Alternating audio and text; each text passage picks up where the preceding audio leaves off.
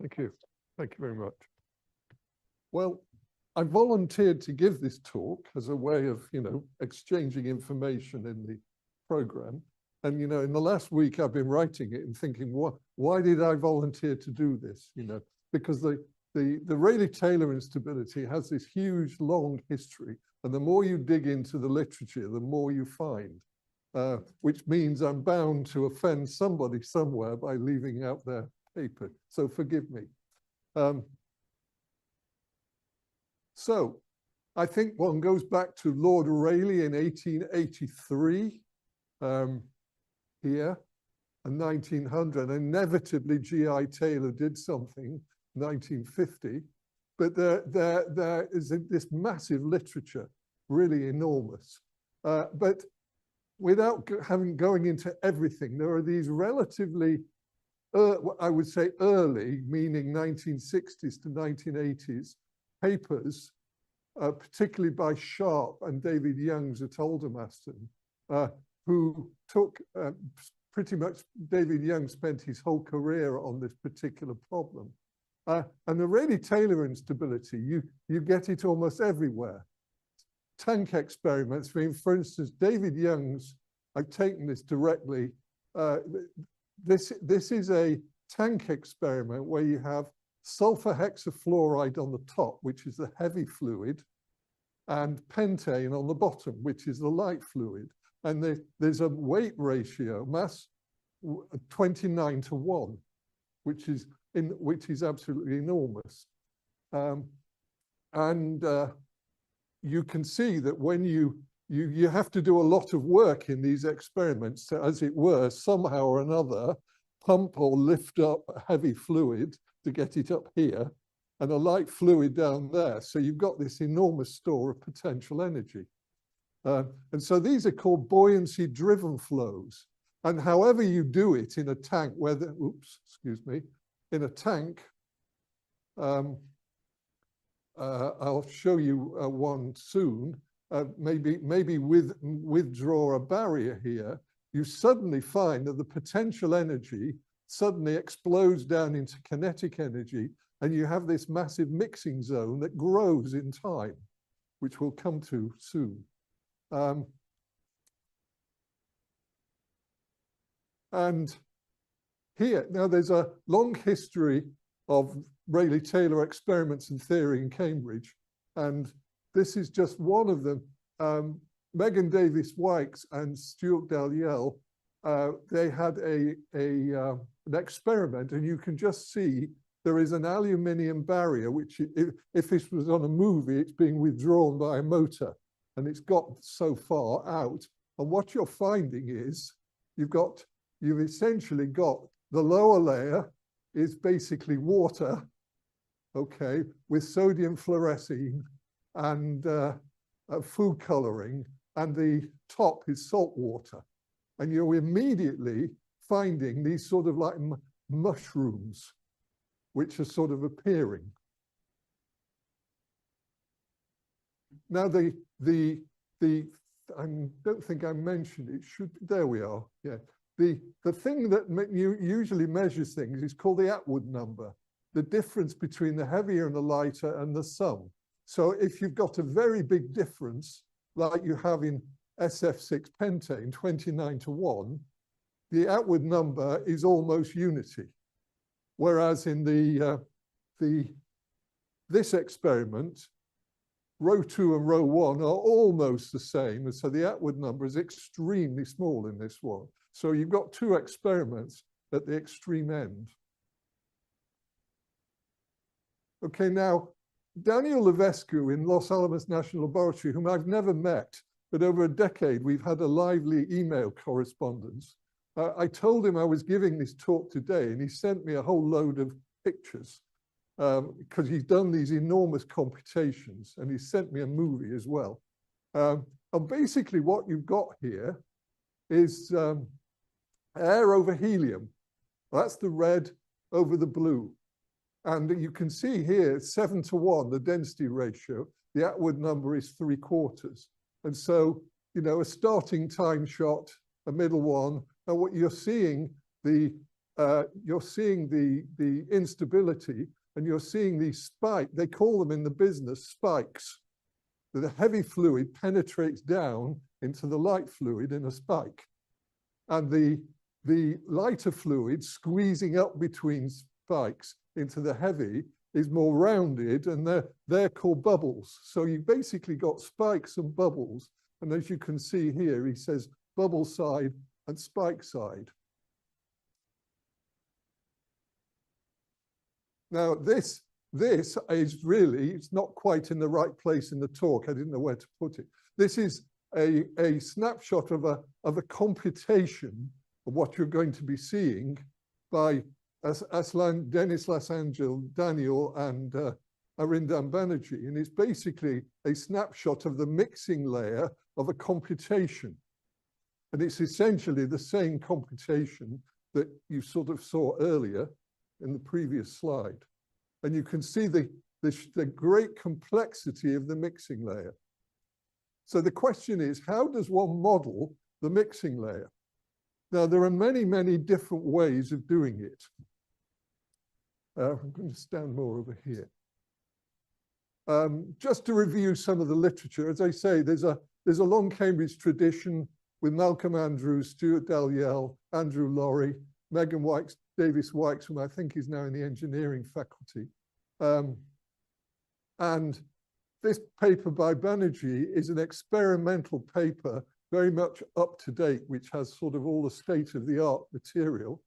And then the reviews by Colin Caulfield, like I said, more mixing reviews, which have some elements of Rayleigh Taylor, but is not specifically all on that.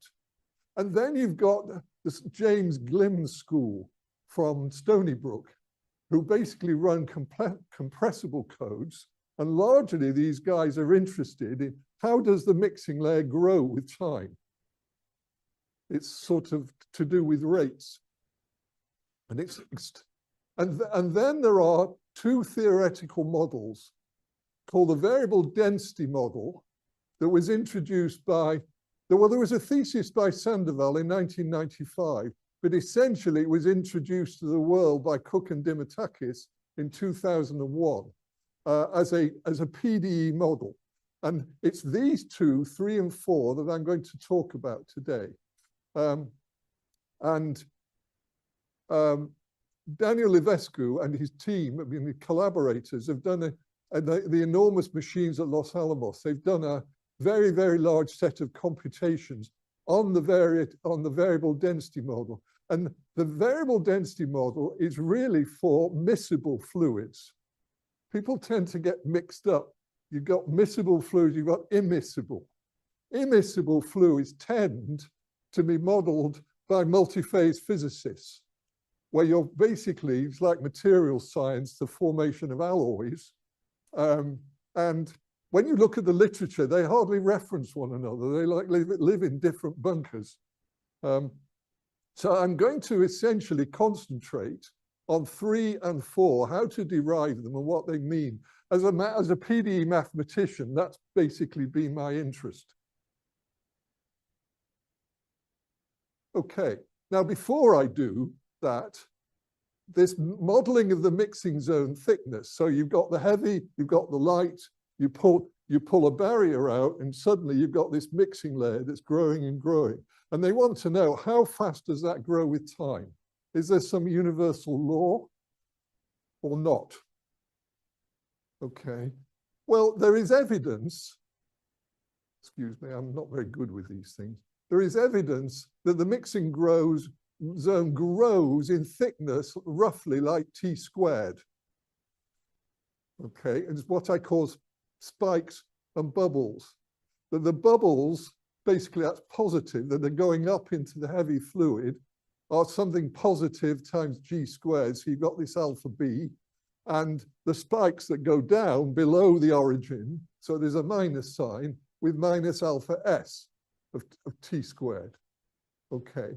And so the thickness of the mixing zone, so it's argued, should go like basically alpha A GT squared, where alpha is the sum of alpha B and alpha S. Now, the thing with that is that you've had what's called the alpha group collaboration. All these guys put their heads together and their codes and computed essentially what they thought alpha should be. And the conclusion was that alpha lay between 0.01 and 0.07, which is a fair spread. Okay. Now that was, what date was that? Where was the date? I've lost it. It doesn't really matter. Yes, there we are, 2004. But James Glim and then Banerjee have both published papers since then, and particularly the Banerjee paper basically shows that the t squared with a constant alpha is a bit too naive. It's actually more complicated than that, and the t dependence isn't really wholly just t squared. But there's been a vast amount of effort and literature gone into this. Okay, so now let's move on. Okay, so the variable density model. So what we're going to do, so this is like 3 slides on how you derive the PDEs, and then what you can do with them. So consider 2 incompressible miscible fluids with constant densities ρ2 greater than ρ1. So the 2 fluids are incompressible. Okay, but when you mix them, when the mixing zone occurs between them, you've in effect got a 3rd fluid, which is not necessarily incompressible because you've got molecular mixing. And this is called a variable density flow. Okay, so what you do, you define a composition density rho of a mixture of basically of the variable density, so where I'd say y sub I, y1 and y2 are the mass fractions of the 2 fluids. And you define rho to be 1 over rho, I'm in dimensionless variables, okay, as y1 over ρ1 and y2 over ρ2. And it's not difficult to show, it's trivial to show that rho lies between ρ1 and ρ2, so it can't have zeros. Okay. And of course, we're subject to, because we've normalized everything, that y1 plus y2 equals 1. Okay. So what you want to do is to couple that to a corresponding velocity field u, and you assume Fick's law, Fickian diffusion. So sort of standard fluid mechanics says that the mass transport equation for each component is simply this. It's sort of standard equation, d by dt of something plus div something times u, okay? And then here is essentially Fick's law here with a Peclet number, okay? And you've got 2 of these, one for I is 1 and one for I is 2. Okay, so what do? Well, you can do 2 things. You can simply sum, when I say across star here, I mean this here, okay? So we sum straight across and you simply find the conventional continuity equation, d rho by dt plus div rho u is 0. That's no big deal. It's what you would expect to get, isn't it? Okay. And then, because star is true for each value of I, we divide by the first one by ρ1, the second one by ρ2, and sum the result. And the final result then simplifies to div u is not 0. Okay. It's not incompressible, but it's in negative inverse Peclet number, Laplacian of log rho. Now, when I first saw this as a PDE guy, I sort of boggled at it because, you know, I'm either used to incompressible flows where div u is 0, or compressible flows where you don't have an equation for div u and you have to assume something about the pressure. In fact, I came across this problem. You see, regular Navier-Stokes analysts hardly know about this thing. I was amazed. I was in IPAM in 2014, and there was a student there, Pooja Rao, who was a student of James Glim, and everybody, the way IPAM ran their programs was that every student had to do a project with 2 senior people. She was assigned to me, and Colin Caulfield. And I knew nothing about this, so I had to learn it off right from scratch, go back to school. And I was amazed to see a Laplacian of a logarithm coming up in a PDE. You know, you just don't normally see that sort of thing, but it's there. Okay. And then what you do, having got established this and established that from our definition, okay, we assume it basically coupled to compressible Navier-Stokes momentum equation. So the standard Navier-Stokes momentum equation on the left, and then equally so on the right, okay? And there's your gravity term, okay? Now, note that this is not ordinary compressible flow. Ordinary compressible flow essentially would have, you wouldn't have this equation, you wouldn't have an equation for div u, and you would have to, say, assume that the pressure is rho to some number, depending on what sort of gas it was, or sort of fluid. Okay. Or if it was incompressible, of course, this would be zero. So this really is not ordinary compressible flow, because having a separate equation for div u is extremely unusual. Okay. Now, there is also a serious problem. If you're coming to do this numerically, how on earth do you solve for the pressure at each time step? Okay, anybody who's sort of done these codes, you see, what does one normally do?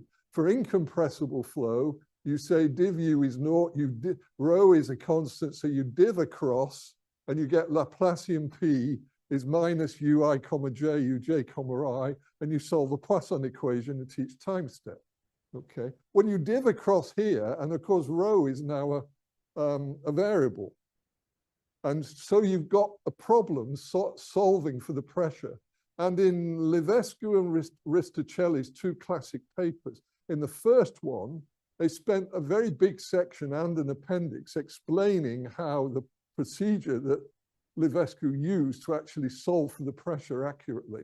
It's a sort of, that is the major problem computationally in this. Okay.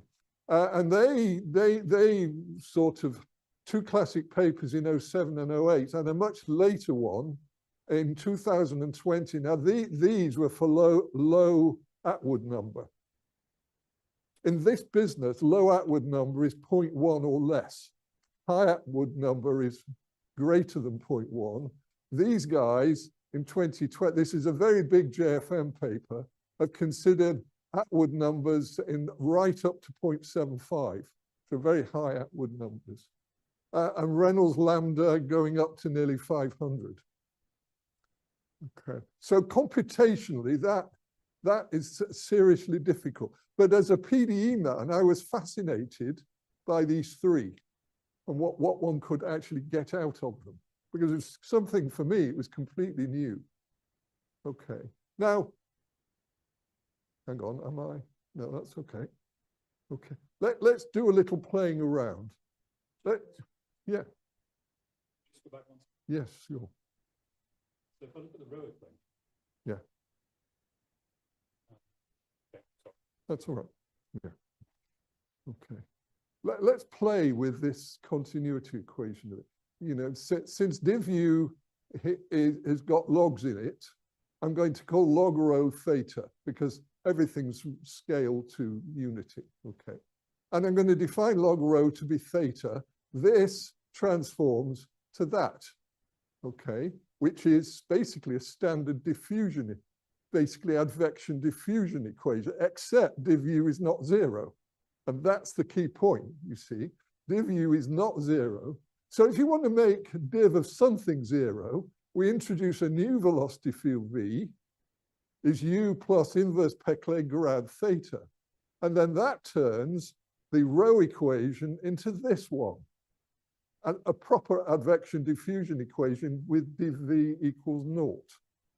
So you really do have sort of advection diffusion actually here. Now, I have a rough argument. This is a sort of, you know, back of the envelope thing. Think of it this way. Think of you're sitting there and you're riding on a rho flow. And you're advecting and diffusing as you travel along with this flow. And think of some sheet which is constant rho somewhere.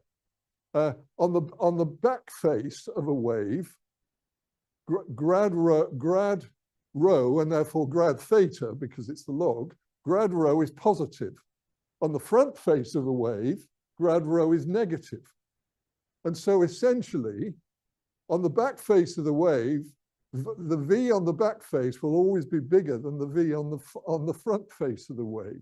And so essentially, as you're riding along the wave, you basically, the back is catching up with the front, so it's sharpening up. There's a sort of vague argument there. Okay. This paper here was the result of this sort of project with Pooja Rao Colum and myself, 2015. That's just one passing remark. And Daniel Levescu says you see exactly in computations this sharpening process that I've just described here.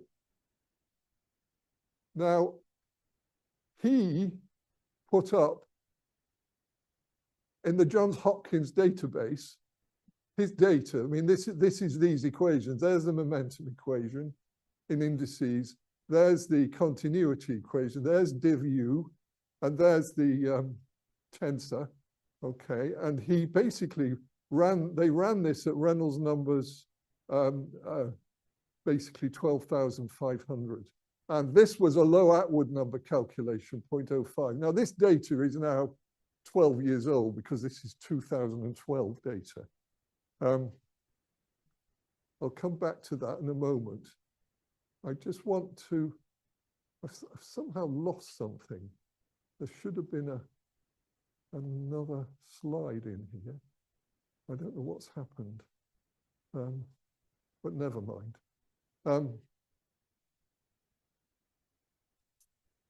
Okay.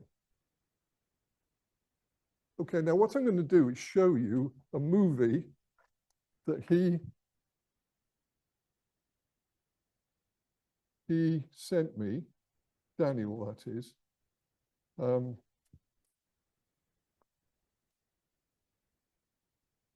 Now, let's get this right.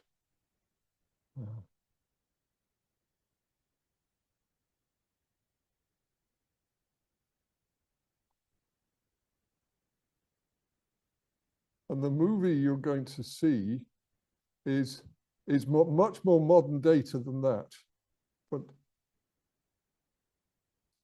And what you're seeing is, this is his 2020 data.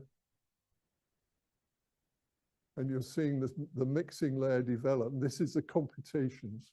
And this is a 2048 cube calculation. And the RTI calculations take some like a factor of 10 greater than ordinary incompressible Navier-Stokes. So this is a big computation. Let's run through that again, just so you can see. But essentially, this is the calculation of those variable density equations. Sorry? I don't think so.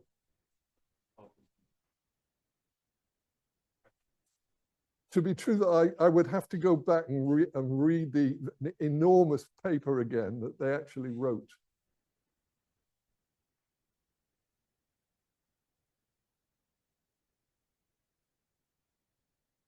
Okay. So, okay. Now, okay, let's go back to the Johns Hopkins database, which is their much earlier data, and what we did with Pooja and Colum. Okay. Now, you can ignore most of the formulae on this slide, except it was an idea that myself, Diego Dondis, Bob Kerr, Rahul Pandit and his students, and Dario Vincenzi, we had for the standard incompressible Navier-Stokes equations, and we've adapted that for this problem. And the idea essentially is this. Think of the vorticity field. You take the vorticity in some higher LP norm, P is 2m, okay? And then you say, right, you rescale that according with this alpha m, which you don't need to know where it comes from other than symmetry considerations. And then you say to yourself, well, how do these higher moments depend essentially on the entropy? Because D1 is the entropy. That's just the L2 norm. Okay. You want to know how do the higher moments depend on the entropy? Is there some way of rationally explaining the exponent? And we found out that actually you can express this, well, written am theta here, but it's the same idea. In terms of the m, this is a scaling argument, and then these functions are to be determined numerically, these lambdas. And when you do 3 or 4 pages of analysis that you don't need to know, what you end up with in our problem is that d1 theta dot is bounded above by a negative d1 theta squared, and then a d1 to some power. Now, for normal Navier-Stokes analysis with numerics added on, you would actually find that roughly that exponent for ordinary Navier-Stokes would be about between 1.25 and 1.5. And therefore, you would say, right, well, that's good because the square, the negative square wins out and you've got control over D1. Okay, because if D1 is very large, then if D1 is very large, the negative square is always going to win. So the right-hand side will be negative and D1 is controlled, it can't blow up. Okay, that will be standard Navier-Stokes. Now look what happens from the data. Pujol was very good at extracting stuff from these big data sets. And basically what you see that lambda theta goes from 1 all the way up to 3.5. And then you add unity to that. So you're basically getting like a factor of 4 there. So you've got much sort of heavier nonlinear growth in this problem you would have for ordinary standard incompressible Navier-Stokes. Much serious growth. And basically what it's saying is that in the mixing zone, you basically have very serious energy going down to very small scales, driven extremely fast, and much faster than ordinary fluid turbulence, much faster. Okay. Now, like I say, that is a sort of overview of the derivation of the variable density model. Do you want to ask questions about that now? Yeah. Yeah.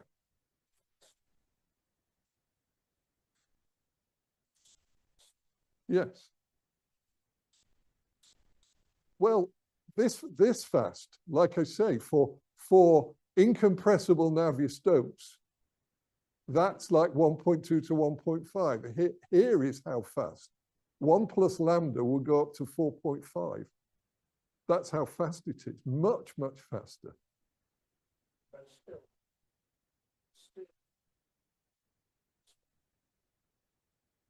Whether that's exponential or super exponential or singular is very hard to say. Yeah.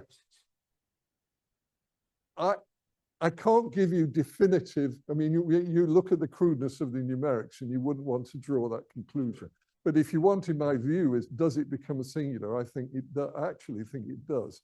I think if there's any likelihood of a true singularity in a PDE, I think this is it. I have spent time on that and I've not been successful.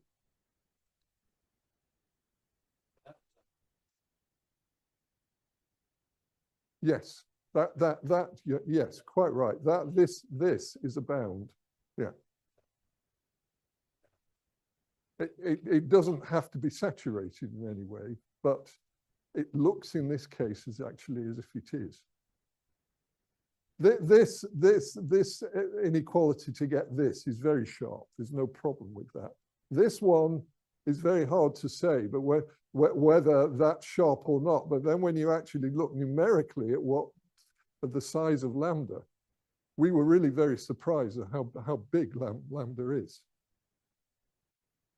Okay, and we haven't had the chance because we don't have Livescu's modern data, but I would very much like to see what lambda looks like in his 2020 data, because this was the 2012. Okay, any more questions? So essentially, this model really works for miscible fluids. That's what the model is for. Now I'm going to move on to the second model, multi-phase physics, of which I knew even less when I sort of went into this, until Rahul Pandit, in his inimitable style, slipped these papers under my gaze and sort of pulled me into this. Essentially,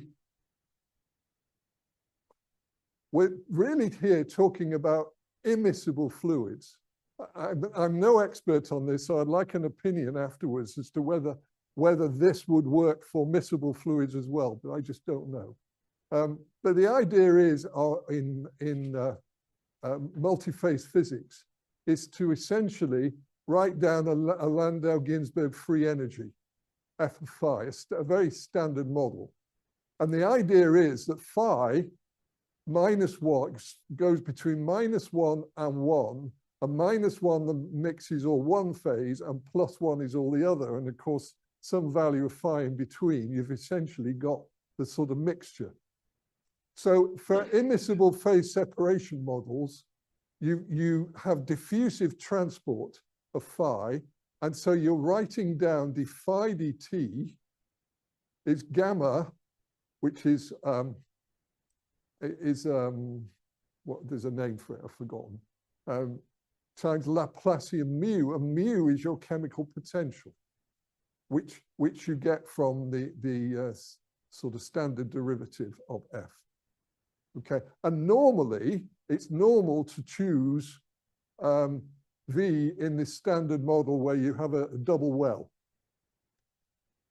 Okay, and this model here, this PDEs give you the Cahn-Hilliard equations.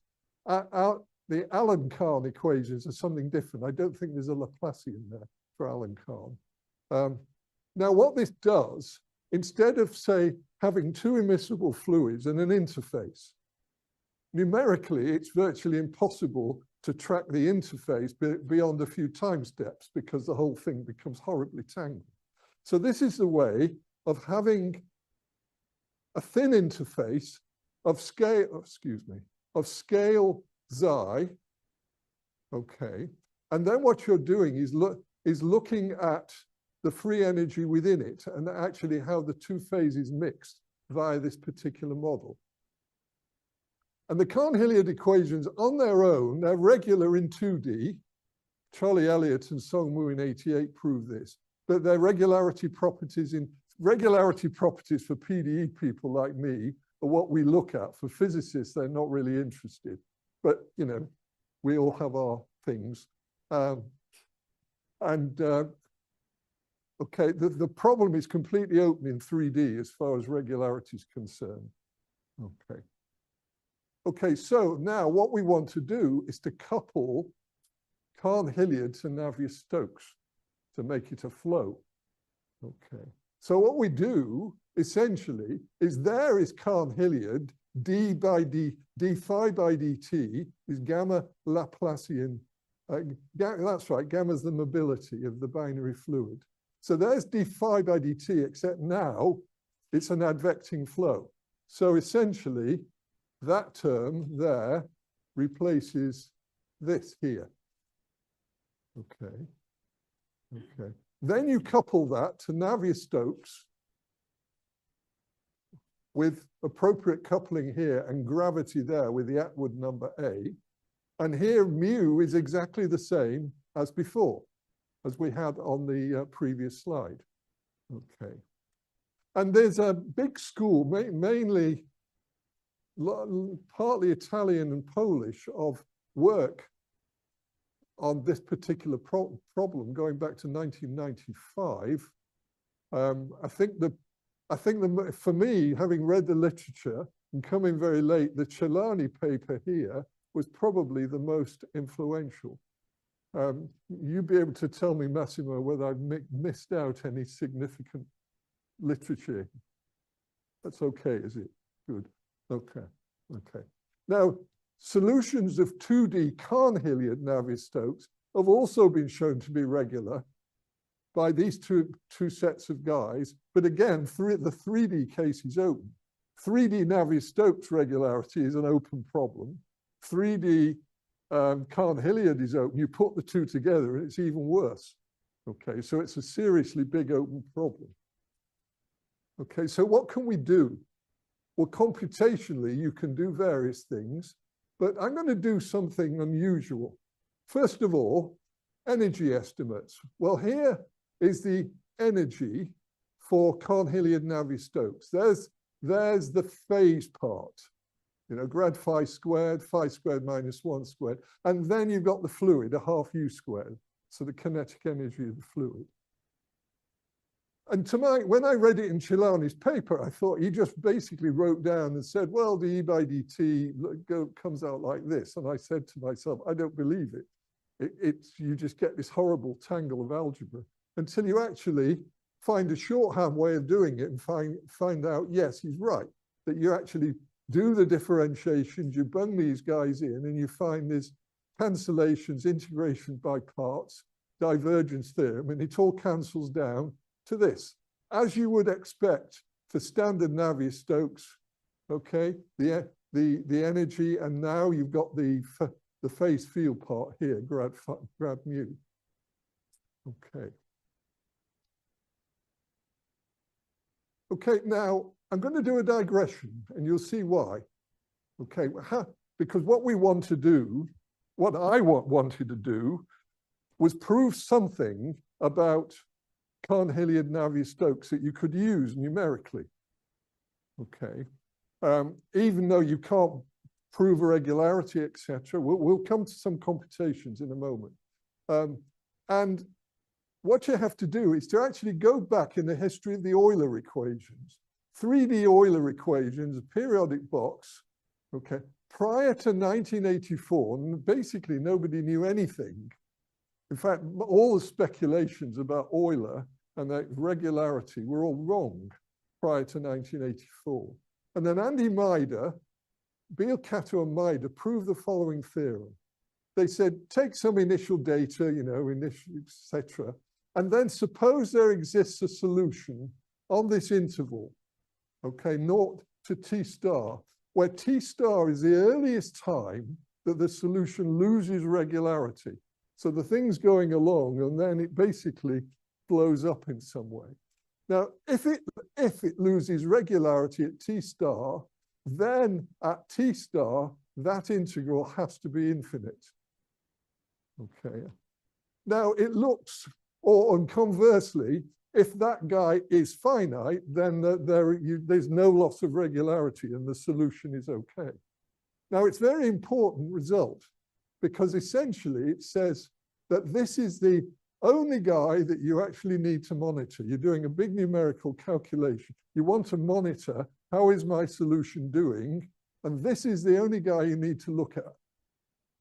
And let me give an illustration. Say we have a fictitious graduate student on the middle row, and this student says, I've got my own code, and I'm going to compute Euler, and I'm going to see what I get. And then they say, I proved, I've just seen that the Euler blows up like 1 over t star minus t to the half, with like a minus a half singularity.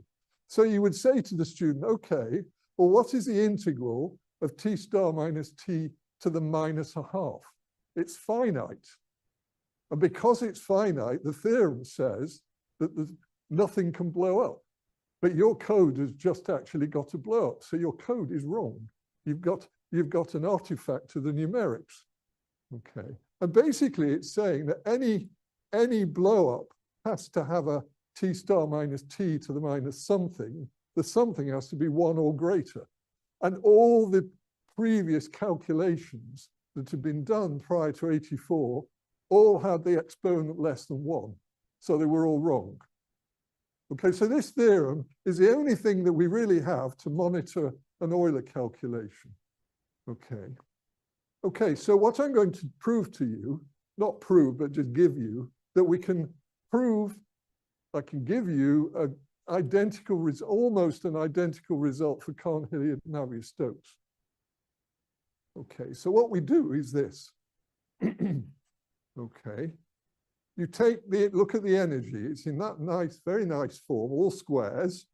Okay, it's like an L2 norm, you know, this norm notation. So this is like P is 2.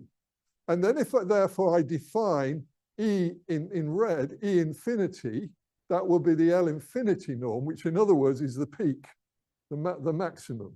Okay, so I'll define E infinity to be grad phi infinity squared, infinity squared here. So that's my definition of E infinity. And then my theorem says the usual stuff about initial data. Suppose there exists a solution on this interval where T star is the earliest time it loses regularity. Then this integral must be infinite, where this E infinity is replaced omega infinity for Euler. And essentially, therefore, it says that it took 3 months to prove that theorem. It was a real pain, a real pain. Essentially, it's saying you're doing any numerical calculation for 3D Cahn-Hilliard-Navier-Stokes. This is the guy that you look at. Okay. And numerically, Narita Pal did the calculations. And now the thing is, numerically finding an L infinity norm is extremely difficult because if your maximum lies between grid points, you've got a problem. So what we did, or what she did, was essentially take EM, the mth norm, and then computed EM versus T and was able to get from M is 1 to M is 6. Now you're seeing growth here, but it's also turning. We were not able to go any further, but we saw no evidence of blow up. And that then, 2016, was as far as we were able to go. We couldn't go on any higher M, but M is 6 is actually quite high. Okay, so this is at least an attempt at computing this object for Cahn-Hilliard-Navier-Stokes.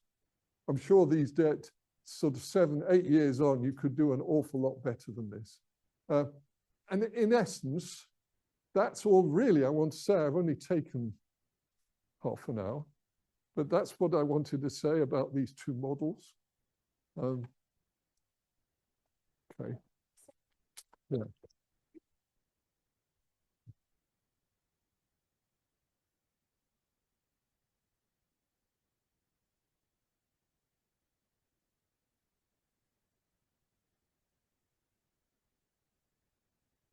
Well, I was going to ask Mike this.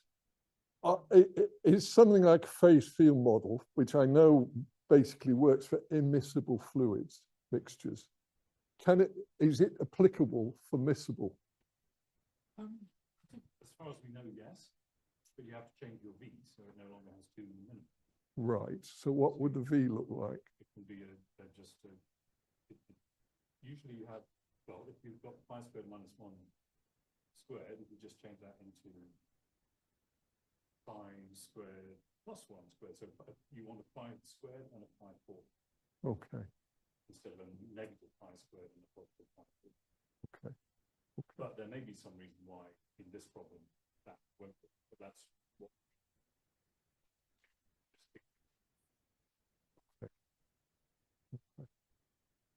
Well, your question, in a sense, yeah, and that's my illustration of the bunkerization of these subjects, that you find that the references in the different areas are almost completely exclusive to one another. And there's very, very little crossover.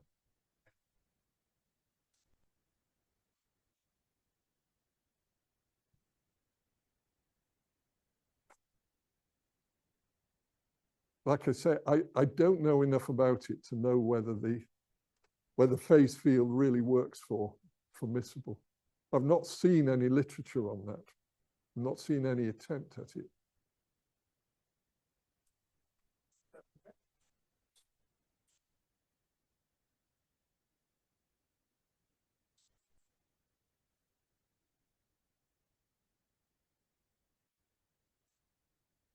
Yeah.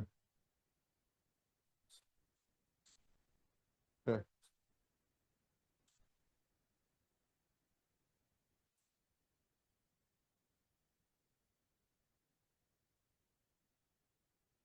I didn't put the last slide up here. This is the computations for, yeah. Yes. It's a good question.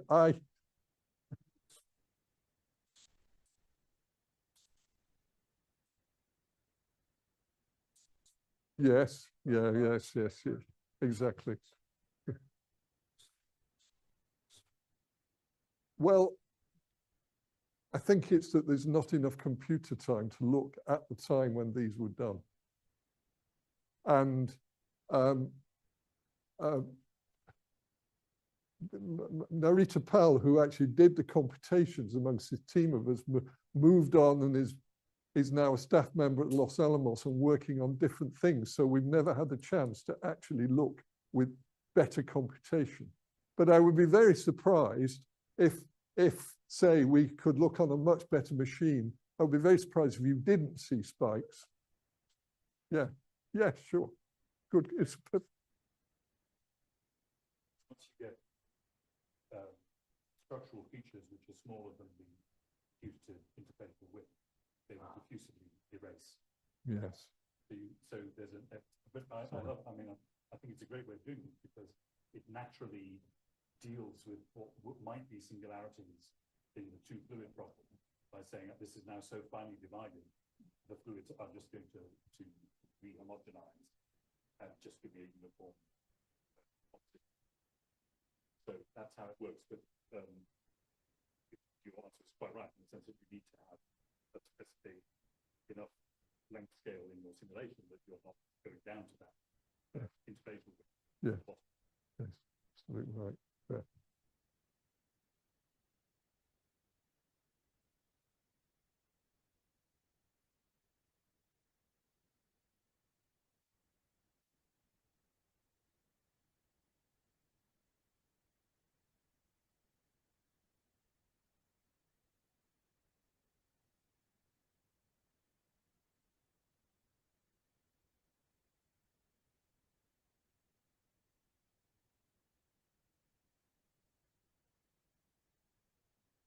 Well, the two are in a sense the same thing. I think if you're seeing by blow up, I mean that you're basically collapsing down to scale to very, very small scales. In fact, scales where the PDE is no longer valid, of course.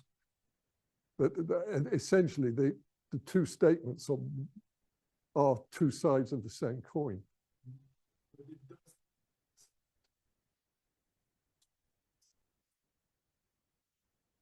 Yes.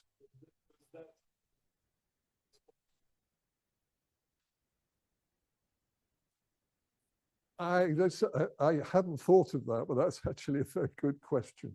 But at the time of Levesque's 212 data on the Hopkins database, there wasn't enough data there to correlate the two things. I think since it's such a good question, I'm going to go back to his 2020 JFM paper and see if that question is answered. It's a very big paper, actually. It's sort of huge.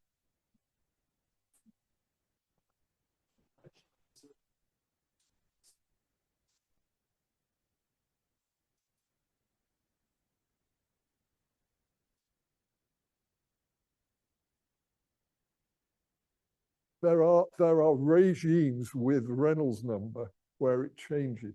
It's in Banerjee's latest paper. I can give it you if you like. And there are different regimes, and they're all mixed.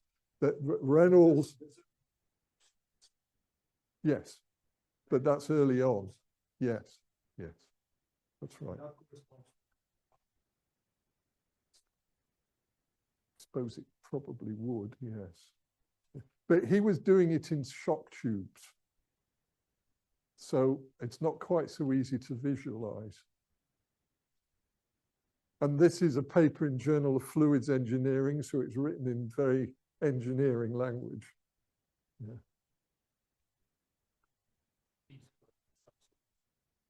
Yes, exactly.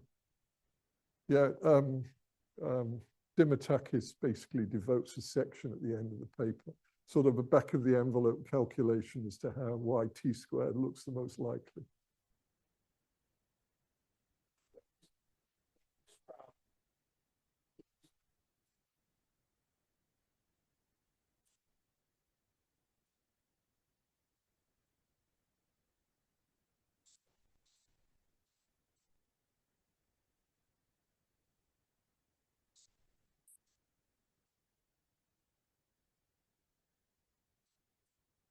Yes, yeah, yeah, yes. Yeah.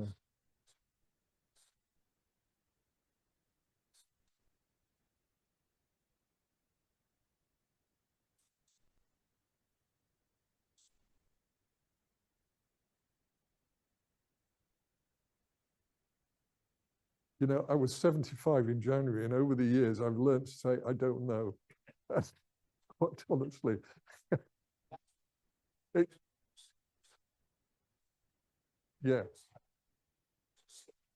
Yeah. Yeah. But stirring a sort of metal alloy and stirring a gas or a light fluid. Yes, this is true. Yeah, this is true. Yeah.